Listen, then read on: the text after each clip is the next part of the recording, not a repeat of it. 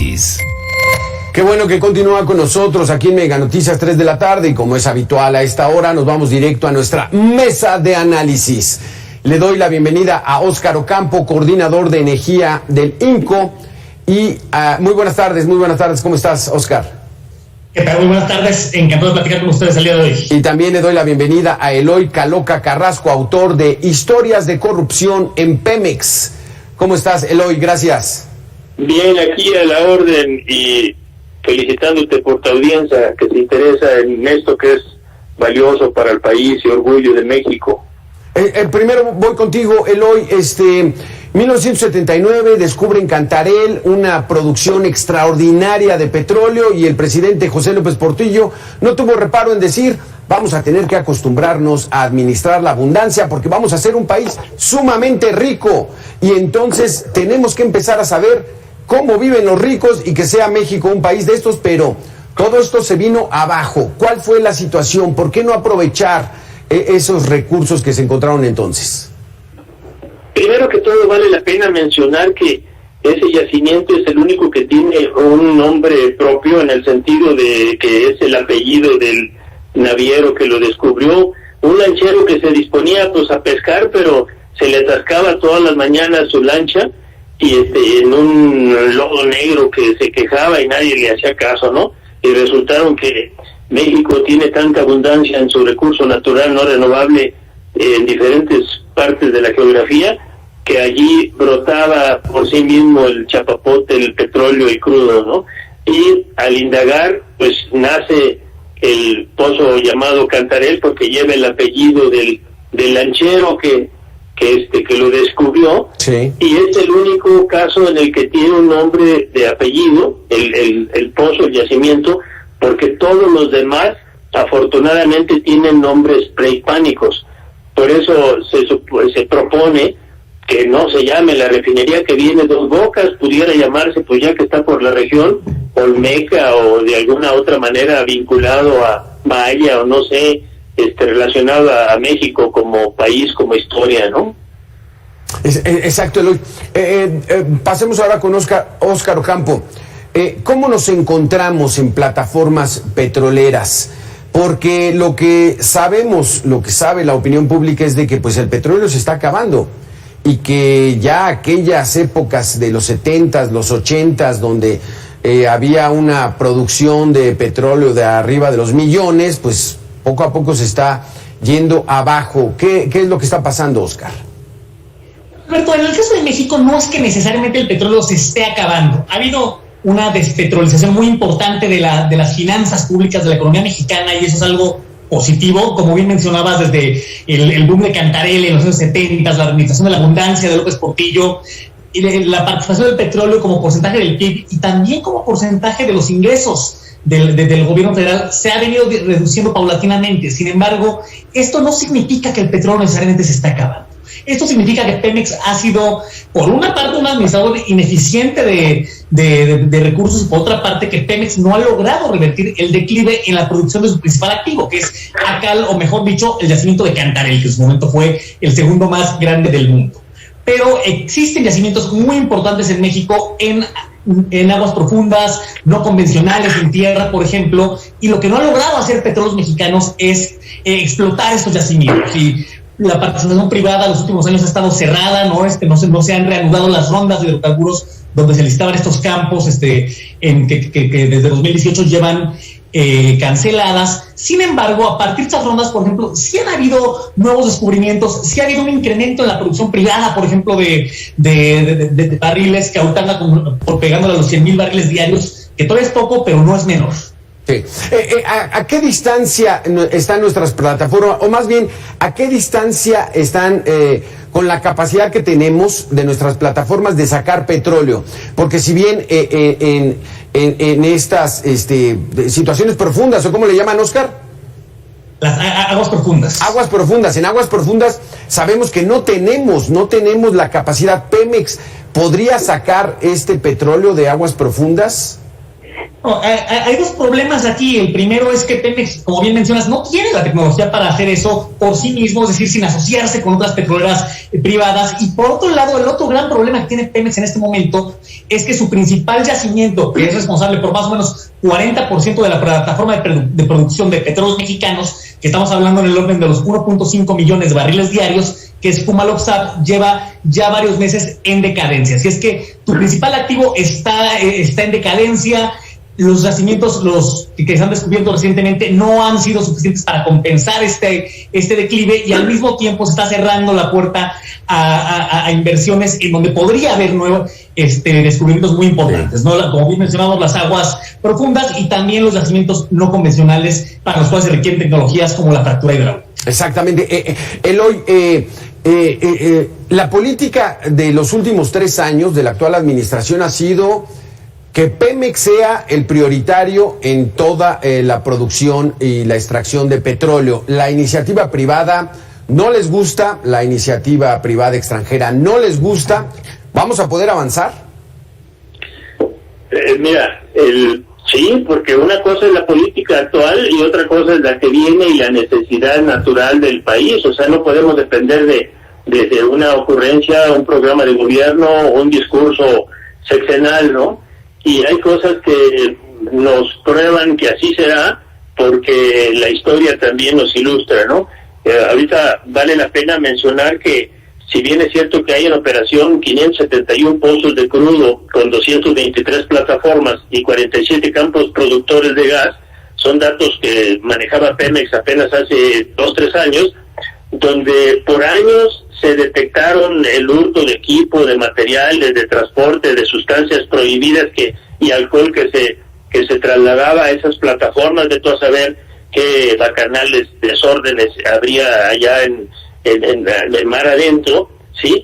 Y donde, por cierto, en estas instalaciones es donde se produce el 80% del petróleo que se genera en todo el país.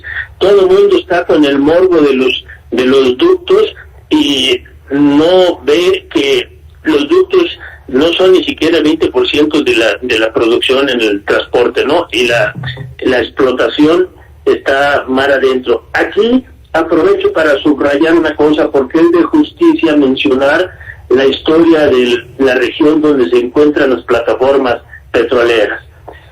Debe de saber la audiencia, Alberto, que no trato de reivindicar, no trato de reivindicar para nada al presidente Luis Echeverría, pero vale la pena mencionar su nacionalismo en lo siguiente. En su gobierno nadie advirtió que la ONU propuso expander como propiedad del patrimonio nacional no sé cuántos kilómetros mar adentro en el contorno de nuestra geografía. Y en aquel tiempo pues dijeron, pues adelante, pues no hay tierra, no hay que siembra ahí, ¿qué van a hacer? Pues nomás tener derecho sobre el agua, adelante, ¿no? Y se aprobó, nadie objetó, y desde entonces el propósito de él en aquella propuesta era recuperar la geografía que nos quitaron en el norte, compensarla con una franja del contorno de nuestro mapa nacional, aunque fuera por derecho del agua, ¿no? Y si no hubiera sido por aquello que causó risa para muchos, porque no le veían sentido, hoy no fueran nuestras plataformas ni los pozos en el Golfo y en el contorno de nuestra geografía propios. Ahí tendríamos gente de todo el mundo extrayendo lo que ahora orgullosamente decimos que es mexicano, ¿no?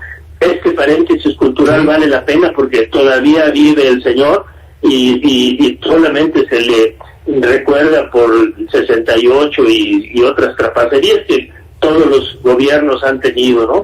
Pero esta ocurrencia fue un ímpetu de nacionalismo que nadie advertía lo que serviría a este tiempo, ¿no? Oscar, lo que ocurrió en esos días es de que, ya lo comentabas, la petrolización de la economía. Todo dependía de la extracción de petróleo, de nuestras ventas de petróleo, y no se desarrollaban otras áreas. ¿Eso fue lo que detuvo mucho al país? El gran problema fue que el uso, la administración que se le dio a la renta petrolera, la bonanza de estos años, se le dio un uso de gasto corriente. Y es algo que sigue sucediendo, hay que decirlo. ¿Qué es el gasto corriente? ¿Qué es el gasto corriente para que nos entienda la gente?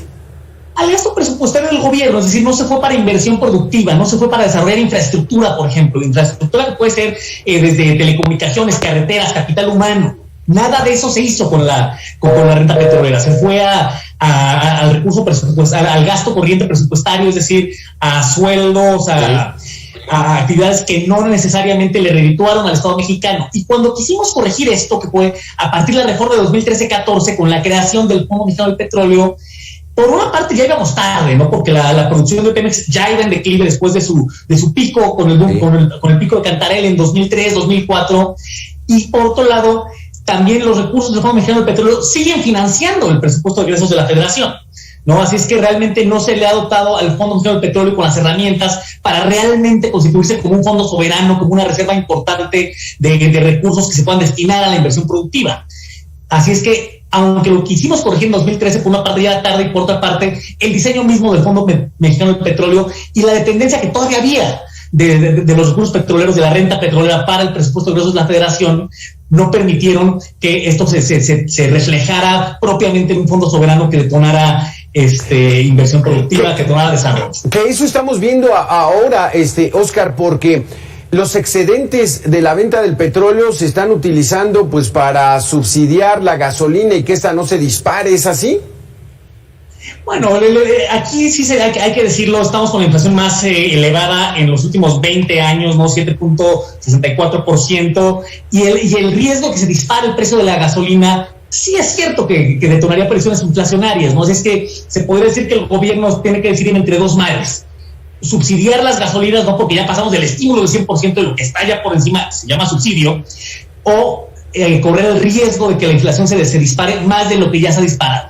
Así es que el problema de fondo aquí es que nos agarran mal parados en las finanzas públicas y agarra a la economía mexicana en un momento débil, ¿no? Pero eso responde más a otras cuestiones que a la decisión de política pública que toma Hacienda de subsidiar los combustibles a partir del alza de los precios que vimos los últimos meses. Pero toda esta rentabilidad, toda esta ganancia de Petróleos Mexicanos del hoy ha sido pues mal manejada, porque si se hubiera invertido en infraestructura, en elementos productivos, pues hubiera sido otra cosa, pero pues ha sido para gastar, y pues finalmente se acaba el huevo los huevos de oro de la gallina. Sí, todos sabemos que la verdadera energía de México como país vivo, como país latiendo, desarrollándose o sobreviviendo, como quiera que lo querramos calificar, es gracias a la subvención de Pemex. O sea, no se le ha retribuido a la misma empresa la reinversión o potenciar su tecnología, su capacidad de extracción, de refinamiento, de exploración, sino que todo es gasto. Por eso, pues cada vez Pemex vale menos y puro gastando sin invertir, pues vemos en la situación que padecemos y que estará peor a ese ritmo, ¿no? Pero aquí vale la pena hacer un paréntesis. A mí que me da por lo histórico, Alberto, sí, claro. Debemos de recordar que hace un siglo hubo un tratado llamado de Bucareli, que afortunadamente fenece en un año. Fue en 1923 y tengo entendido que se sentenció que se renovaría automáticamente mientras gobernara cualquiera de los dos partidos, porque los americanos daban por hecho que solamente iba a haber PRI y PAN, pero bueno, imagínate, ahora hay como 20 y los regionales y los locales, y hay uno federal diferente de esos dos en el poder. Ojalá que se culmine en el 23 ese tratado y ya haya una expansión tecnológica en México, que lo veo difícil, porque si se ha devaluado la educación elemental, pues que podemos pensar que va a pasar con la tecnología y con la investigación científica. ¿Y por qué refiero el Tratado de Bucareli? Porque en él se subraya que durante la vigencia de tal pacto apátrida de quienes lo firmaron o lo consintieron, México no tenía que desarrollar su tecnología. Entonces, seguramente también eso, sin excusar a los que por conveniencia y por hurtar y por negociar a su favor no la han desarrollado, ¿no? pero vale la pena ese paréntesis cultural, Alberto, para que lo sepa la audiencia. Exactamente, muy, muy interesante. Y Oscar, la pregunta sería, ¿Pemex se puede recuperar? ¿Tendrá la capacidad para recuperarse? En lugar a dudas, Pemex se puede recuperar.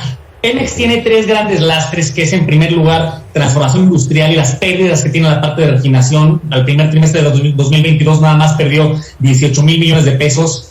Segundo gran lastre, la deuda, ¿no?, que asciende a más de 110,000 millones de dólares. Tercer gran lastre, su pasivo laboral. Pero en la medida que Pemex pueda atender eso y reformar su gobierno corporativo para no responder a los vaivenes políticos del momento, Pemex tiene todo para ser una empresa exitosa. Y el futuro de Pemex está precisamente en lo que platicamos hace unos momentos, en la extracción, en la producción de petróleo, pero para ello no puede hacerlo sola. Para ello Pemex requiere sociedades, requiere aliarse con otras partes, con otras petroleras, y requiere unir fuerzas, ¿no?, para utilizar su ventaja comparativa, ¿no?, que en este caso son las aguas someras, y aliarse donde no tiene esta ventaja, que es, por ejemplo, aguas profundas o yacimientos no convencionales. Exacto. Pero sin lugar a dudas, Pemex tiene esa sería mi pregunta, Oscar. O sea, ¿Pemex puede solo recuperarse? No. Pemex, el sector petrolero mexicano, para que sea competitivo verdaderamente, requiere de Pemex, pero también requiere de inversión privada. Se requiere de ambos. Esto no es una discusión entre Estado y mercado, esto es una discusión de que se requiere toda la inversión posible para extraer el petróleo cuando todavía tiene un valor muy alto, como lo estamos viendo en estos momentos. Eloy, ¿por qué trae esa carga tan grande de pasivo Pemex? ¿De dónde salieron esos pasivos? ¿Por qué está tan endeudada con más de 100,000 millones de dólares? Mira, es evidente que, como dice Oscar, y yo también quiero ser optimista, claro que México puede salir a flote con su orgulloso Pemex y recordarle al mundo la grandeza de nuestra riqueza natural no renovable, ¿no?, que representa esta empresa. Pero mientras no se purgue, mientras no se le sacuda de todos los parásitos que tiene, tanto contratistas como trabajadores de la administración, de los ejecutivos, de la propia directiva, ¿sí?, sus familiares, sus recomendados, sus solapados, y no digamos el sindicato, en donde, por cierto, vale la pena subrayar que hay verdaderos soldados de la patria, orgullosos trabajadores petroleros que han sido marginados por la cúspide de liderazgos corruptos y que los oprime o que incluso los sacrifica en la simulación de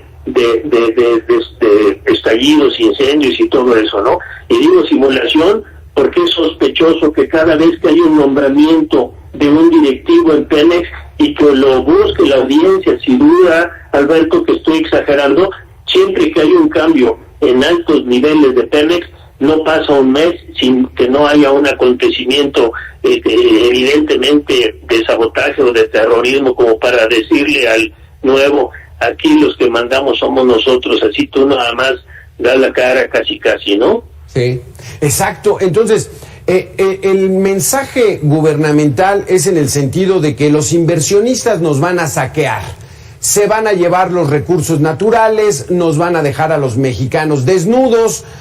Oscar, ¿es tan mala la inversión privada y extranjera en el sector energético? Bueno, habría que ver los contratos nada más para ver cuánto pagan de regalías, ¿no?, y de contraprestaciones, que en muchos de los contratos rebasa el 60 o hasta el 70% de las utilidades que se obtengan de los mismos, ¿no? Así es que los gravámenes que pagan los operadores privados en la extracción petrolera es muy alto. Así es que el principal beneficiario de que los privados extraigan petróleo de forma exitosa en este país es precisamente la hacienda pública. No tiene ningún costo, sino todo lo contrario. Claro. Es una fuente de ingresos muy importante y tiene todo el potencial para hacerlo más. Ahorita hay 105 contratos, pero debe haber mucho más, ¿no? Lo que habría que hacer ahorita es hacer más y más rondas que permitan verdaderamente revertir la tendencia a la baja que lleva la plataforma de producción desde hace varios años. Pero el mensaje ahora es de que con esa reforma energética se entregan a los traidores, a la inversión extranjera, la extracción de nuestro petróleo. Son discursos como más políticos que técnicos. Y es un discurso que parte de una premisa profundamente equivocada, que es pensar que el Estado mexicano es Pemex, ¿no? Y pensar que si un privado extrae petróleo, la rectoría del Estado se pierde y se está entregando el petróleo. El petróleo constitucionalmente es del Estado mexicano y esa propiedad es inalienable, ¿no? Y el Estado mexicano ejerce el control sobre el sector o el subsector de la extracción de petróleo a partir de la regulación, por ejemplo, con la CNH, a partir de la regulación ambiental con la CEA, a partir de la política pública a nivel ministerial con la Secretaría de Energía. Así es que pensar que porque un privado extraiga petróleo se está perdiendo soberanía o se está entregando los recursos del país es profundamente equivocado. Muchísimas gracias. Se nos acabó el tiempo. Un tema sin duda alguna muy interesante. Está en boga ahorita, está en una posición en la que México está definiendo qué hacer. Eloy Caloca, Óscar Ocampo, pues bueno, esperemos seguir en contacto con ustedes para saber cómo va evolucionando la explotación del sector energético, qué tanto le conviene, sobre todo al país. Muchísimas gracias por haber estado con nosotros. Gracias a ti, la audiencia. Muchísimas gracias. Gracias.